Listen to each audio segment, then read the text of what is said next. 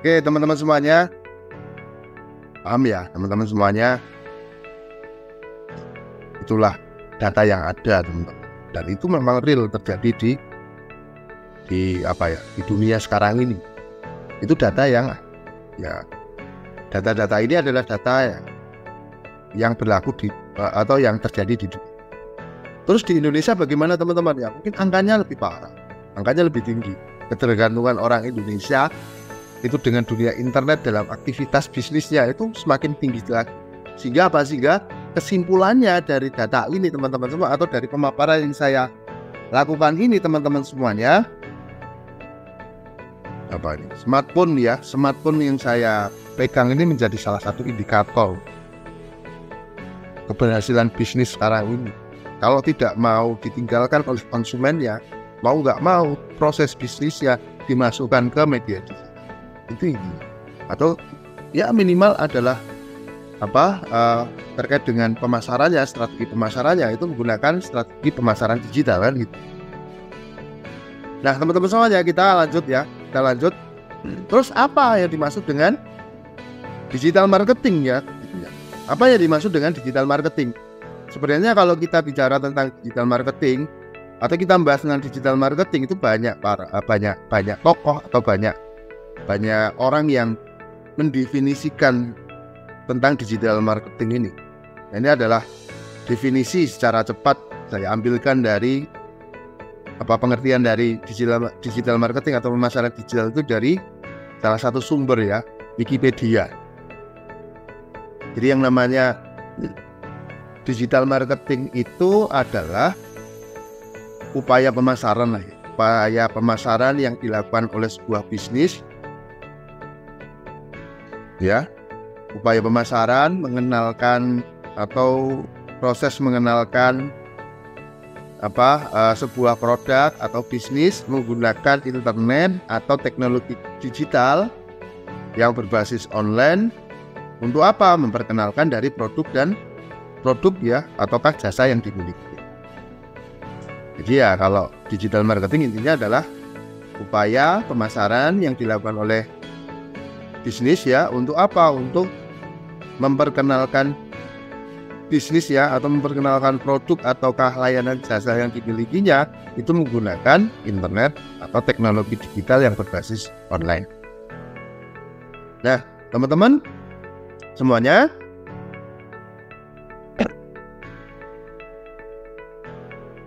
nah pertanyaannya berikutnya, kenapa harus menggunakan digital marketing, menggunakan jalan pemasaran digital? Selain tadi ya, memang kehidupan manusia itu tidak lepas dari media internet ya.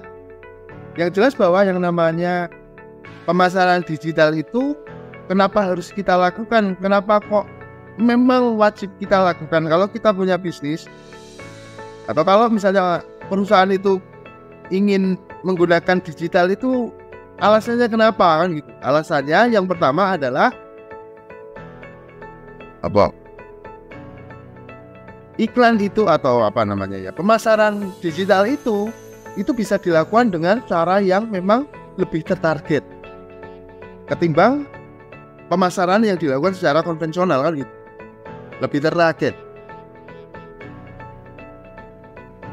Maksudnya apa? Lebih tertarget ini dengan digital marketing, dengan pemasaran digital itu memungkinkan kita atau bisnis itu lebih mudah untuk mentarget calon konsumennya atau audiennya atau potensial konsumennya itu lebih tertarget dengan lebih spesifik. Berdasarkan apa? Berdasarkan demografi yang diinginkan. Jadi segmentasinya itu lebih gampang untuk ditarget sesuai dengan segmennya. Apakah itu berdasarkan usia, mungkin tentang usianya, berdasarkan dari lokasi.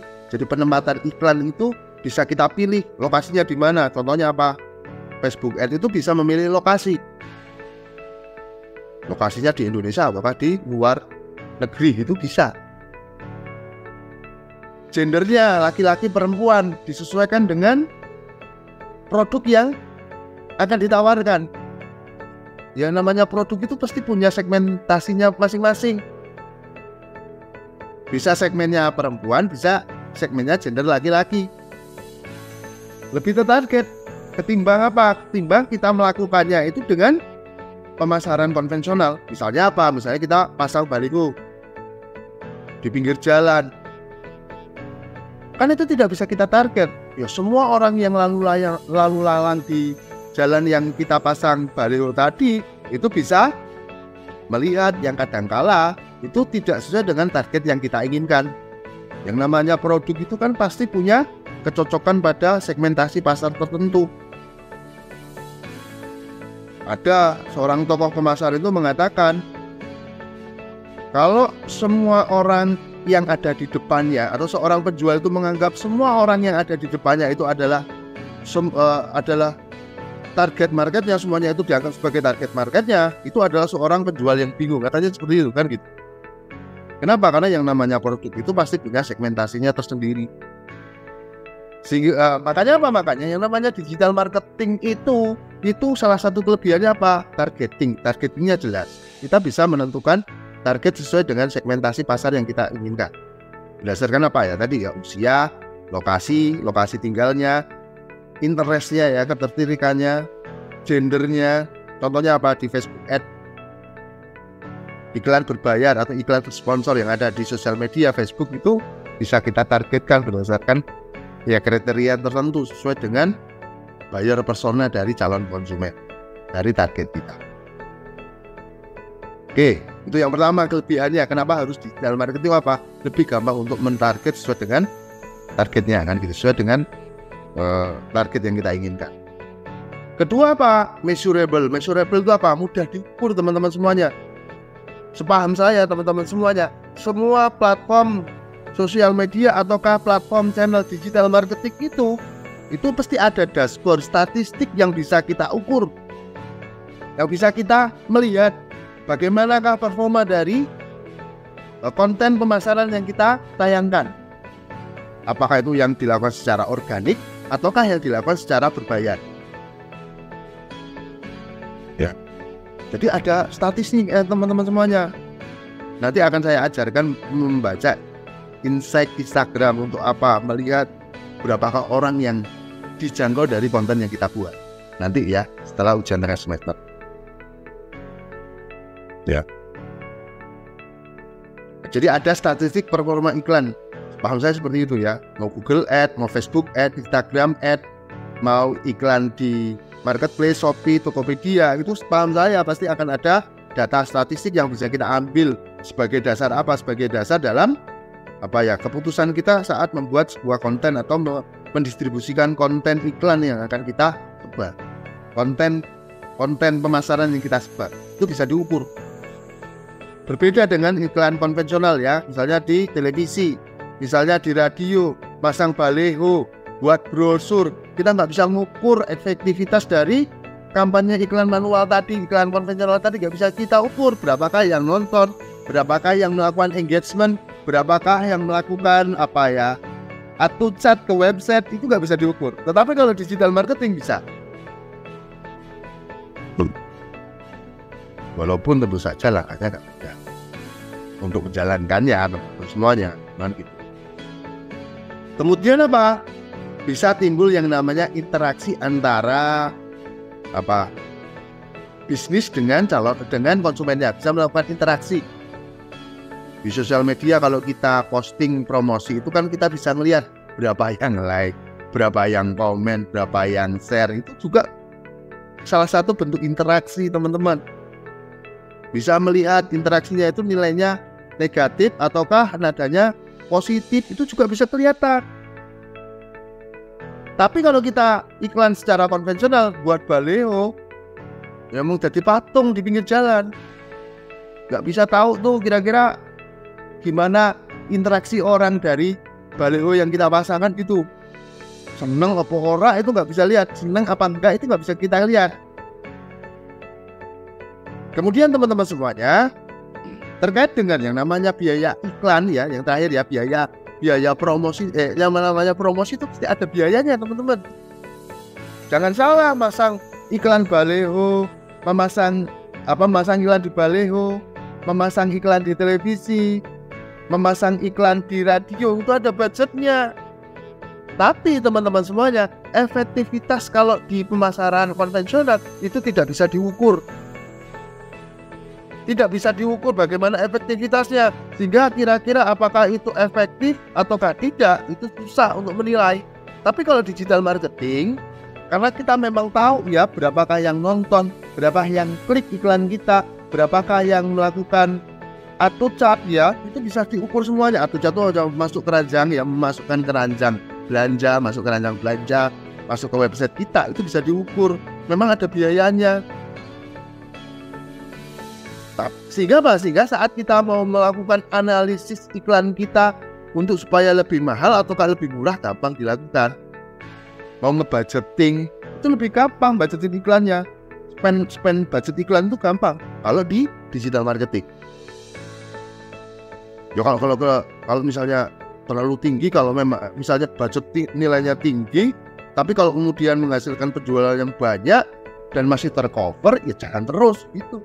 Bahkan bisa di scale up, namanya scale up itu apa, bisa besarkan ya, besarkan asalkan apa, produknya stay ya, maksudnya apa, persediaan produknya ada dan mampu untuk melayani dari orang yang mau tanya, mau apapun ya kan, asalkan admin atau CS-nya, CS penjualan itu memang mampu kan gitu.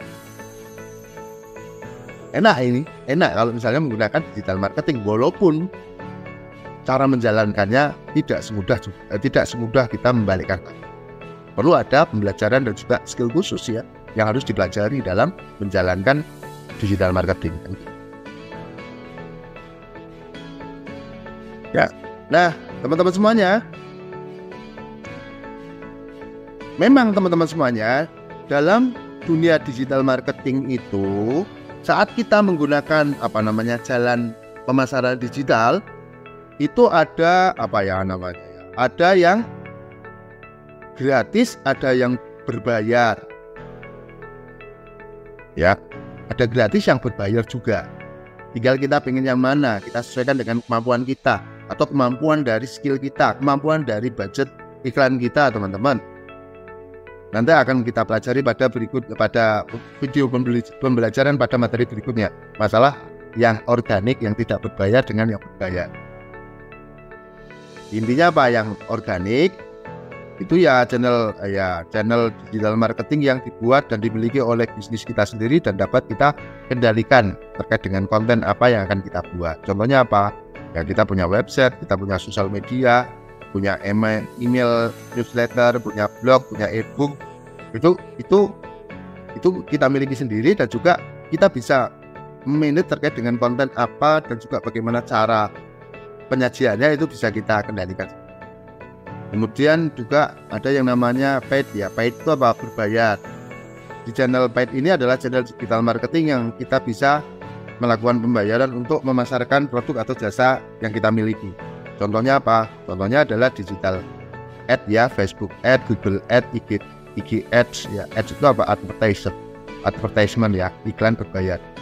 TikTok ad, posted sosial media, kemudian juga bisa juga kita menggunakan jasa influencer ya, dengan cara endorsement misalnya dan lain-lainnya. Yang nanti itu channel digital marketing yang merupakan hasil dari liputan tentang kita dan lain-lainnya. Ini tentang review yang ada di misalnya di marketplace ya, Ernep ya. Nah intinya teman-teman semuanya terkait dengan channel digital marketing, jalannya untuk melakukan digital marketing itu dalam dunia digital marketing atau dalam dunia pemasaran digital itu ada banyak. Setidaknya ini teman-teman. Jadi kalau kita memang mau menjalankan pemasaran digital itu, caranya ada banyak teman-teman. Ya, ada banyak jalannya, tergantung dari kemampuan kita dan juga kemampuan tim kita itu seperti apa. Ada yang namanya email marketing, ada yang namanya digital marketing menggunakan influencer marketing. Kita nyewa Telegram, itu adalah influencer marketing. Ya, ada bisnis yang kemudian di kontennya itu produknya di spill ya oleh influencer, oleh artis, itu namanya influencer marketing. Ada viral marketing, kan? Ada mobil marketing, ada radio and TV ads ya, atau TV internet ya. Radio internet, TV internet itu juga bisa kita gunakan sebagai salah satu jalan atau channel dalam pemasaran digital. Electronic billboard ya, papan iklan yang ada di website itu juga masuk dalam pemasaran digital. Search engine optimization ya, bagaimana caranya website kita yang kita miliki, yang kita kelola atau website bisnis itu bisa masuk dalam pencarian ya, perankingan pencarian, masuk dalam halaman pertama yang ada di search engine atau mesin pencari seperti Google. Gimana caranya bisa naik? Namanya apa? Search engine optimization. Mengoptimasi kata kunci yang ada di artikel yang ada di web, konten yang ada di web. Ada yang namanya pay per click, iklan berbayar dengan cara apa? Satu klik itu langsung bayar. Kalau misalnya konten kita diklik, itu langsung budget iklan kita berkurang. Contohnya apa? Google Ads, kemudian iklan di marketplace, Tokopedia, Shopee itu basicnya adalah pay per click ya. Jadi kalau kita masang iklan, kalau nggak ada yang ngeklik ya nggak akan berkurang. Ada social media marketing ya, ini ad di sosial media, iklan berbayar sosial media. Main iklan 100.000 ya bisa habis tuh dalam sehari. Si Facebooknya itu atau si sosial medianya itu akan mencarikan audiens yang memang sesuai dengan targeting ya, atau penargetan yang kita inginkan. Maka apa dicarikan? Ya, ini canggih itu kalau di Facebook ya, ada algoritma yang mengaturnya. Ada sosial media marketing organik ya, kita mengelola sosial media secara organik tanpa berbayar. Dengan cara apa? Dengan cara mengoptimasi dari konten yang kita punya, mengoptimasi dari akun sosial media yang kita kelola. Nanti diajari teman-teman. Konten marketing ya, konten marketing itu yang membuat konten secara maksimal ya, baik itu video maupun gambar, ataukah captionnya ya kan gitu. Supaya apa?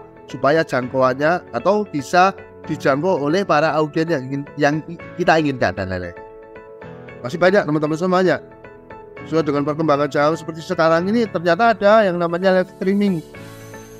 Live streaming itu juga banyak digunakan. Itu apa? Menjangkau audiens dalam ranah pemasaran digital juga dong.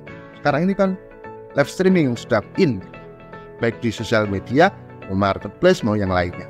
Live streaming dan lain-lain. Oke, teman-teman semuanya, terkait dengan digital landscape dan juga digital marketing, pengantar digital marketing sudah saya jelaskan sedikit banyak. Kita lanjutkan pada video yang akan datang. Terima kasih teman-teman sudah mengikuti apa yang saya paparkan pada video kali ini. Kita lanjutkan pada video pembelajaran selanjutnya. Saya tutup. Wassalamualaikum warahmatullahi wabarakatuh.